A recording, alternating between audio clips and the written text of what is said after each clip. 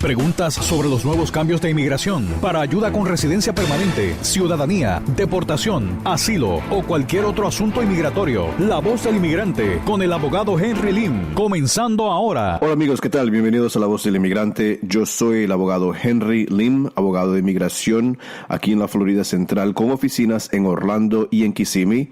Llámenos hoy para su primera consulta gratis al 407-897-8870. Le repito, el número es el 407-897-8870. En el web nos encuentra en lim.law y también en las redes sociales como en Facebook. Denos un like en nuestra página. La página la encuentra en Lim Law, buscando Lim, L-I-M, Law. Y recuerden que siempre pueden llamar a nuestra oficina para obtener su primera consulta gratis, que es el 407-897-8870, hablando sobre temas de inmigración. Es a eso lo que nos dedicamos en Lim Law. Entonces llámenos hoy para su primera consulta gratis. Bueno, como empezamos el programa todas las semanas, vamos a hablar sobre las noticias que hemos visto en la rama de migración, impactando a todas nuestras comunidades, no solamente aquí en la Florida Central, pero realmente en toda parte de los Estados Unidos. Y lo primero que vamos a hablar es sobre la detención de inmigrantes.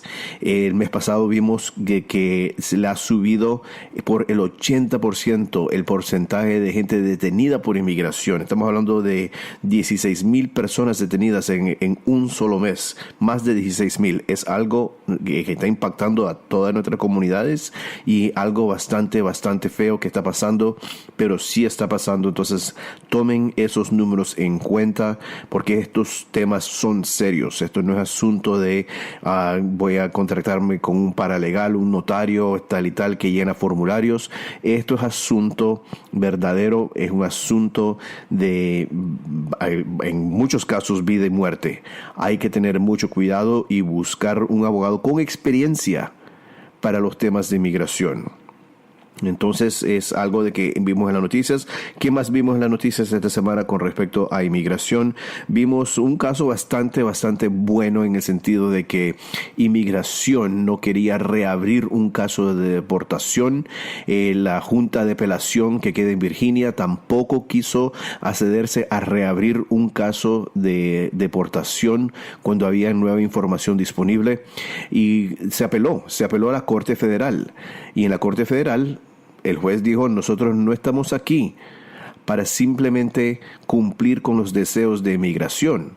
Las cortes es una rama independiente y eso es la esperanza, pero desafortunadamente las cortes de inmigración, la Junta de Apelación, todo está dirigido por el partido, la rama ejecutiva de este país. Pero cuando se apela ya a la Corte Federal, entonces ya tenemos más flexibilidad. Y lo que se necesita es tener abogados agresivos, así dispuestos a luchar en las cortes federales, porque ahí muchas veces es donde uno tiene la mejor oportunidad de presentar y ganar su caso.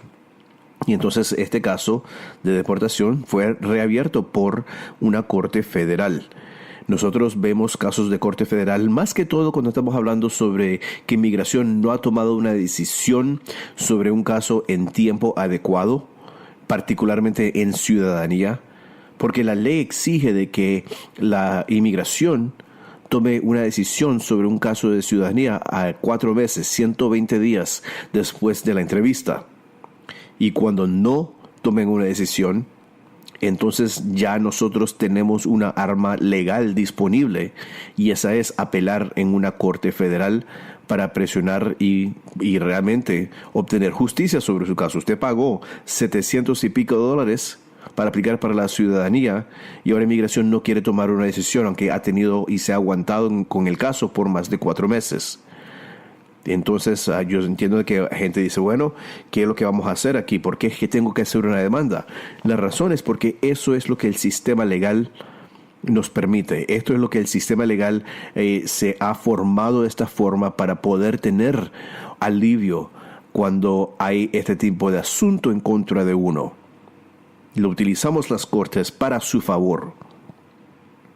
¿Qué más hemos estado viendo? Vi un caso esta semana y realmente es donde necesita tiempo esta gente, porque realmente vinieron un poco muy tarde, pero también al mismo tiempo a veces es difícil encontrar la persona correcta para poderlos representar en un proceso de deportación. Algunos abogados no brindan confianza, o tienen experiencia, o dicen que hacen inmigración, pero también se ponen a hacer todo tipo de ley criminal, ley de bancarrota, ¿verdad? Entonces no brinda confianza en este abogado, porque la rama de migración es tan especializada. El conocimiento que se tiene que tener es tan especializado de que realmente uno no se puede poner a dedicar a hacer otras cosas, particularmente en la rama legal. Pero algunos abogados lo intentan porque necesitan tener ingreso de toda parte, porque no se han especializado en un tipo de ley específicamente. Entonces aceptan cualquier caso que entre en la puerta. Nosotros no somos así. En Lim Law nosotros, primero de todo, solo hacemos inmigración. Y dentro de inmigración nosotros seleccionamos los casos, ¿verdad? Porque si uno realmente no tiene manera de ganar el caso, le vamos a dejar saber. Le vamos a dejar saber de manera honesta. Porque a mí me gusta que a mí me hablen de esa manera. Cuando no hay nada que hacer, que me digan. Pero que no me pongan a estafarme, que no se pongan a robarme la plata y decir, sí, vamos a hacer esto, cuando lo que están haciendo es disimular. Veo eso bastante en casos donde la persona tal vez no puede lograr ajustar el estatus. Y vamos a hablar sobre estos términos entre este mismo programa.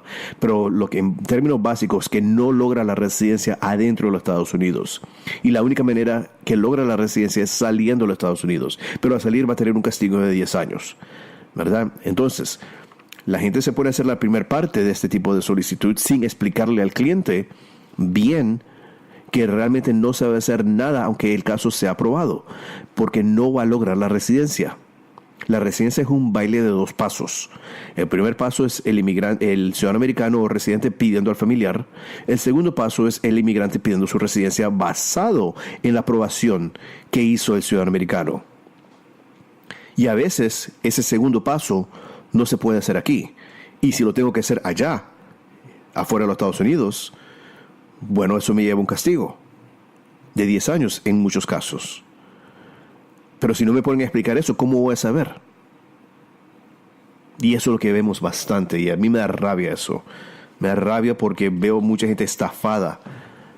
Le quitan la plata y al fin del día no se hace nada. Terminan con lo mismo, que es 0. Entonces, vimos esto y también hemos visto de que los jueces no están continuando casos. Eso es lo que vimos. Empecé a hablar un poco sobre eso, y eso es de que los jueces tienen una orden por esta administración de Trump de no proveer que los casos sean continuados por básicamente cualquier motivo. Entonces, si la persona no ha encontrado el abogado correcto, y hasta ahora nos encontró a nosotros, pero el juicio ya es la próxima semana, puede ser muy tarde, porque ese juez tiene instrucciones de no extender el caso para otra fecha. Entonces, esos son los cambios. Y quiero mencionar un cambio que hablamos la semana pasada, y eso es de que, de nuevo, las Cortes Federales bloquearon que se termine el TPS para 4 países. Y esto es importantísimo, porque tuve un cliente esta semana y me puse a explicar que uno de los puntos más favorables de la TPS, de los puntos más importantes de que casi nadie se pone a ver, es el derecho de obtener un permiso de viaje. Mucha gente con TPS y DACA, cuando lo permitía, no se dieron cuenta de que el permiso de viaje es uno de los derechos más importantes de la TPS. Ahora, yo entiendo que al plazo corto uno quiere tener el permiso de trabajo. Trabajo tiene que tener el estatus legal en este país. Eso es lo que importa. Yo entiendo eso. Pero si vamos a hablar sobre algo permanente, porque TPS es temporal, estatus de protección temporal. Si vamos a hablar a plazo largo, hay que buscar una estrategia. Y el TPS brinda lo que se llama un advance parole. Y este es un permiso de viaje. Y vamos a hablar sobre eso entre unos momentos. Gracias, amigos, por sintonizar a La Voz del Inmigrante. Yo soy el abogado Henry Lim, abogado de inmigración aquí en la Florida Central, con oficinas en Orlando y en Kissimmee. Llámenos hoy 407-897-8870. Le repito, el número es el 407-897-8870. En el web nos encuentra en lim.law y en las redes sociales como Facebook e Instagram, Lim Law. Es lo que tiene que buscar, Lim Law. Denos un like, así se puede mantener al tanto sobre los asuntos de inmigración. De nuevo, yo soy Henry Lim, abogado de inmigración. Y esta es La Voz del Inmigrante. Llámenos hoy, su primera consulta es gratis y tenemos oficinas en Orlando y en Kissimmee. Llámenos 407-897-8870. Bueno, estuvimos hablando un poco sobre el TPS y cómo el Advance Parole es el punto más importante. Ahora, el hecho de que se ha bloqueado el término del TPS, en otras palabras, va a continuar el TPS por 4 países. Mientras las cortes deciden si la manera que se terminó fue constitucional. El TPS brinda un advance parole. Es un permiso de viaje. ¿Qué es lo que pasa? Mucha gente con la TPS entró a este país originalmente sin documentos. Ilegal, cruzándose la frontera. No tuvo visa. Todo lo mismo. Y no importa que cuando entró era niño. El hecho es que entró sin documentos. Y aquí, en este país, hay 2 maneras de lograr la residencia. Si se hace adentro de los Estados Unidos, se refiere a ajustar el estatus. Esas son las palabras técnicas. Ajustar el estatus si se va a hacer adentro de los Estados Unidos. La segunda manera es haciéndolo afuera de los Estados Unidos. Y si se hace afuera de los Estados Unidos, se llama un proceso consular, donde uno va a ir al consulado americano. El problema, en muchos casos, con haciendo un proceso consular, es de que si la persona ha estado en este país indocumentado por más de un año, después de haber cumplido de los 18 años, al salir va a tener un castigo de 10 años. Ahora, si el tiempo ilegal es entre 6 meses y 1 año, al salir el castigo es 3 años, pero casi todo el mundo va a tener un castigo de 10 años. En otras palabras, se quedaron aquí indocumentados por más de 1 año, después de haber cumplido los 18 años. El tiempo antes de cumplir los 18 años en estatus ilegal, estatus indocumentado, no cuenta hacia el castigo. Pero cuando uno salga de los Estados Unidos, y si es por proceso consular, no tiene de otra, va a tener que salir. Si uno no logra ajustar el estatus adentro de los Estados Unidos, para obtener la residencia va a tener que hacer el proceso consular. Y si hace el proceso consular, uno tiene que salir. Al salir, es posible que tome efecto el castigo de 10 años. Y esa es la razón por la cual mucha gente tiene miedo de salir. Y con toda razón. Porque ¿cómo voy a ir a buscar una residencia en el consular si me exigen salir y al salir voy a tener un castigo de 10 años? Porque esos castigos no toman efecto hasta que uno ya haya salido. Bueno, en este caso lo que pasó es de que la persona tiene TPS y tiene una hija ciudadana americana más de 21 años y también tiene un esposo ciudadano americano. Y vamos a tocar ese tema de quién es mejor solicitar a esta persona. Pero lo primero que le pregunté es cómo entró. Entré como niña y me trajeron indocumentada. Bueno, ese es un problema porque ahora tenemos que ver la manera de hacerlo afuera de los Estados Unidos y eso potencialmente exige un perdón de ese castigo de 10 años. Y lo que vimos es de que tiene TPS y le pregunté, bueno, ¿ha solicitado un advance parole, un permiso de viaje? Me dice que no. Entonces es lo primerito que tenemos que hacer. Lo primero que tenemos que hacer. Porque pongámosles de que tuvo la TPS todo ese tiempo antes de cumplir los 18 años. Todavía tiene que salir. Y lo que pasa es una solicitud de un proceso consular. Mientras esté pendiente, no le da estadía legal, tampoco le da un permiso de trabajo. Entonces, si el TPS termina mañana, se queda sin su trabajo. Ahora, mientras tanto, si logramos un ajuste de estatus por parte de un esposo ciudadano americano, por parte de una hija ciudadana americana. No importa cuál de las dos, de esas dos maneras permiten obtener un permiso de trabajo porque se van a hacer los dos pasos a la misma vez. Porque es el segundo paso que le da estadía legal. El segundo paso, que es la solicitud actual de la residencia basado en la petición que me están haciendo, que le permite obtener ese permiso de trabajo. Entonces, en este caso, lo primero que tenemos que hacer es un permiso de viaje. Un advance parole basado en la TPS, mientras todavía existe, para curar el defecto que tiene en el caso. El defecto es la manera de entrada. Ya curando ese defecto, ya podemos ajustarle estatus aquí. Ya no dejamos la decisión en las manos de inmigración sobre un perdón. Ya no exigimos de que tenga ese riesgo de salir al consulado sin saber si va a regresar. Ahora, mientras tanto, un advance parole sí sabemos que va a regresar. Siempre tanto que no haya cometido algún delito, que mantuvo su TPS y tiene el TPS ahorita, va a regresar. Esta persona va a regresar.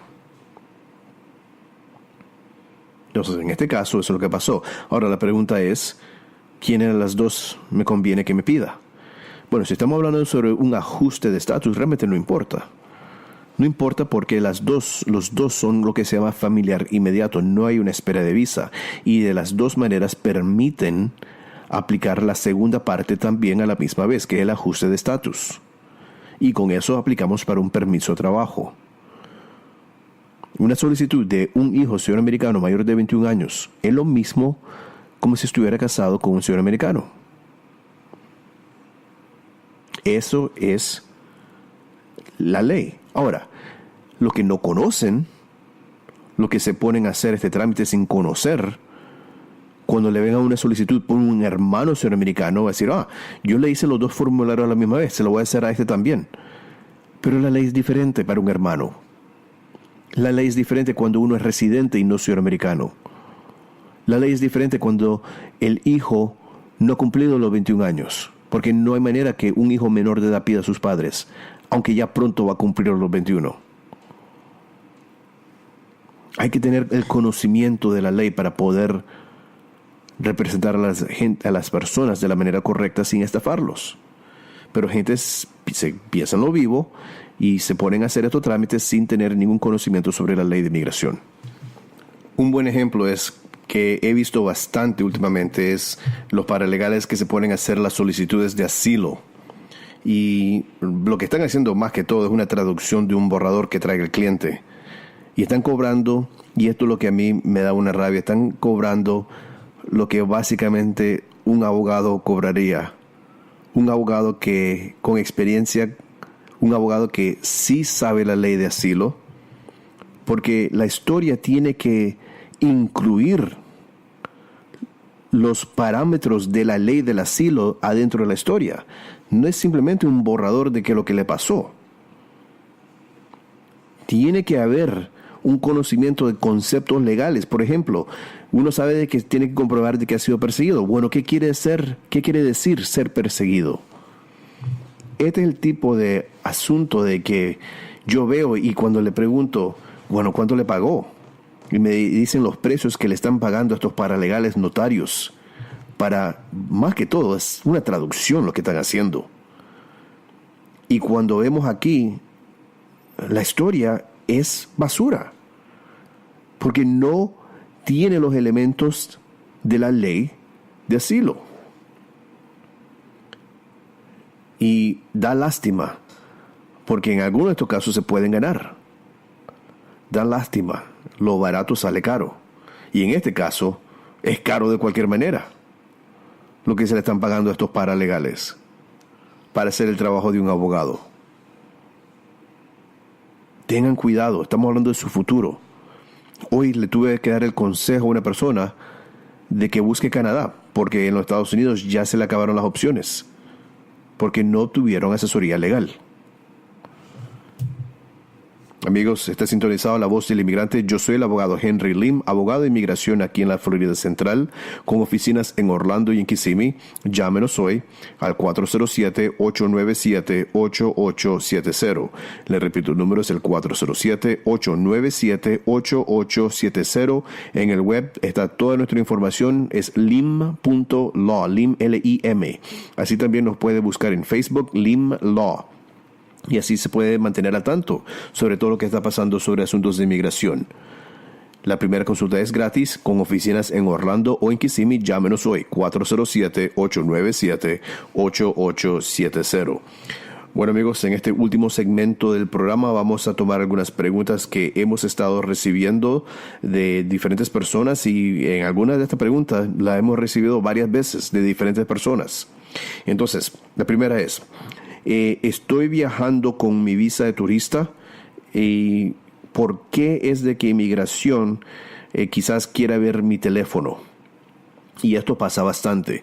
Y la razón por cual ven el teléfono es porque quieren ver si hay algún tipo de comprobante, algún tipo de prueba de que la persona no tiene intención de venir aquí como turista, que tiene otros motivos. Por ejemplo, viene aquí a trabajar, o que trabajó anteriormente aquí. Cuando nosotros vemos a este tipo de asuntos es cuando tienen mensajes que le dicen buena suerte con tu nueva vida en el país de América. Pero inmigración ve eso y dice, bueno, ¿no es que viene aquí para turismo? ¿Por qué te están escribiendo de que es como si te vienes aquí a quedar? O buena suerte con tu nuevo trabajo. O un mensaje de un empleador, aquí te tenemos el trabajo listo. Inmigración puede revisar, y eso es lo que está buscando. Es comprobante que va en contra una intención de turismo si uno está actualmente entrando con una visa de turista. Por eso es de que buscan los teléfonos. Ok, la próxima pregunta. Me rechazaron mi visa de turista en el consulado. ¿Qué se puede hacer?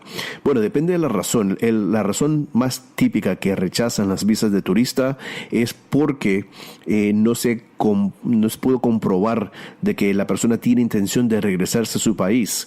Vemos estos casos en casos donde la persona no tiene empleo, no tiene familia, no tiene bienes, no tiene casa, no tiene cuentas de banco, para comprobar de que uno tiene a qué regresarse.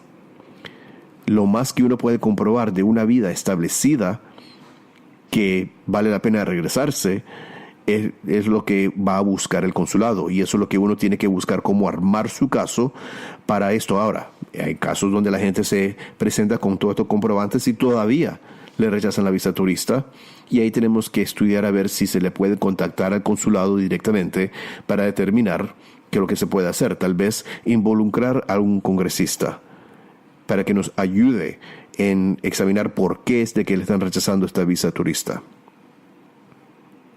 Bueno, la próxima pregunta que me hacen es, ¿quién puede aplicar para un certificado laboral? Tengo mi empleador que me quiere emplear, me pueden pedir un certificado laboral. Bueno, estemos claros en esto. Cualquier persona puede aplicar para un certificado laboral.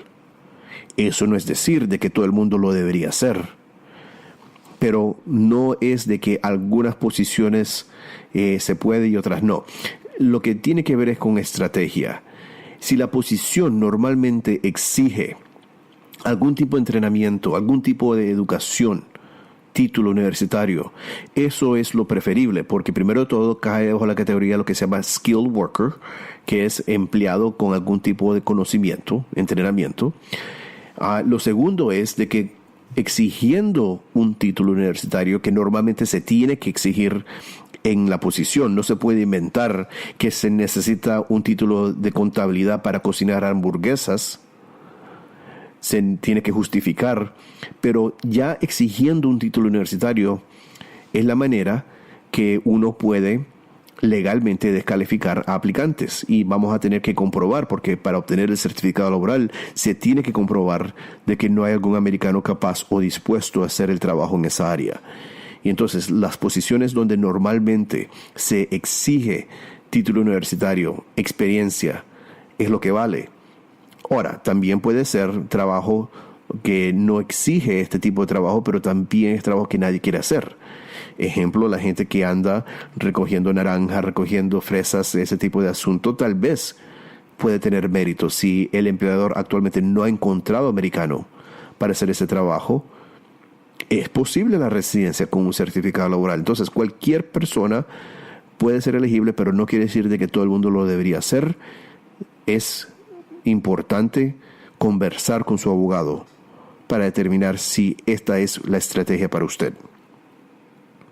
Bueno, otra pregunta. Tengo miedo de reportar un crimen de donde yo fui una víctima, y esto uno no debería temer de reportar los crímenes cuando uno ha sido víctima, y el estatus de uno no debería importar tampoco, pero tengamos cuidado. Eso tiene que ver a dónde uno esté viviendo, en qué parte, qué tan cooperativo es el sheriff de esa área, la policía de esa área.